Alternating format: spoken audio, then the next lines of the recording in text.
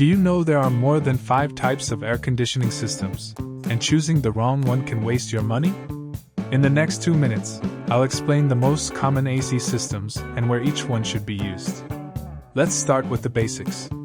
First, the window air conditioner.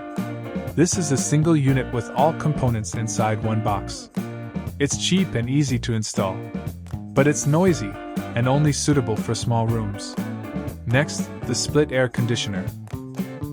It has an indoor unit and an outdoor unit, making it quieter and more efficient.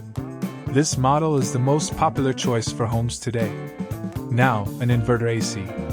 Instead of turning on and off, it adjusts its speed automatically. That means lower electricity bills and more stable cooling. Multi-split systems connect multiple indoor units to one outdoor unit.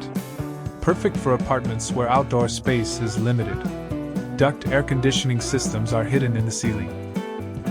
They distribute cool air through ducts, giving a clean and modern look. Now, the advanced one is VRF, or variable refrigerant flow. Developed by companies like Daikin, this system adjusts cooling for each room individually. It's energy efficient and used in hotels, offices, and malls. For very large buildings, we use chiller systems. They cool water and distribute it across the building.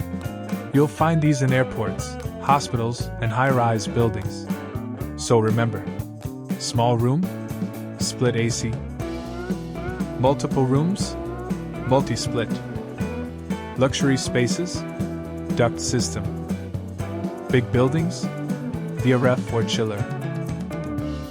Please like, follow, and subscribe for more HVAC and engineering content.